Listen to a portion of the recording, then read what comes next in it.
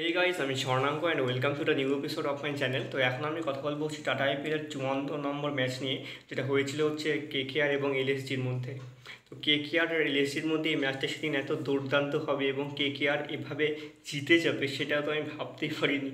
KKR প্রথমে এই ম্যাচটা যে ফিফথ ম্যাচে হয়েছিল, সেই ম্যাচটাতে প্রথমে ব্যাট করতে নেমেছিল এবং 20 ওভারে তারা একটা বিশাল স্কোর তৈরি করে।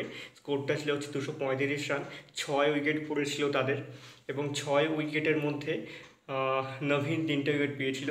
সেদিন সুনীল নারিন 81 রানের একটা বৃহৎ ইনিংস খেলেছিল এবং সল্ট করেছিল 32 রান।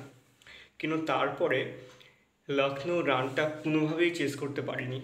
রাহুল 25 রান করেছিল সেদিন, স্টোনি 36 রান করেছিল এবং খুব ধীরে ধীরে প্রত্যেকের উইকেট পড়ে যায় এবং 16.1 ওভারে তারা 137 রানে অল আউট হয়ে যায়। হর্ষিত এবং বরুণ তিনটা করে উইকেট পায় এই সময় এবং রান নেট আরও অনেকটা বেশি বাড়িয়ে 98 রানে জিতে যায় কেকেআর। এবং এই খেলাটা একটা দারুণ খেলা ছিল এবং কেকেআর প্লে অফসে তো প্রায় ঢুকে গেল মনেই হচ্ছে, এই খেলাটার মাধ্যমে যা মনে হচ্ছে। দেখা যাক এর পরের ম্যাচে লখনৌ উঠতে পারে কি পারে না। আমার তো মনে হচ্ছে লখনৌ প্লে অফসে যেতে পারবে না, তবে কেকেআর নিঃসন্দেহে যাবে। তবে একে থাকে না, দুয়ে থাকে, তিনে থাকে, সেটা এখন ব্যাপার। তবে টপ 3তে অবশ্যই থাকছে। তো এই ছিল আজকের ভিডিও। ভালো লেগে থাকলে অবশ্যই চ্যানেলটিকে সাবস্ক্রাইব করে দিও।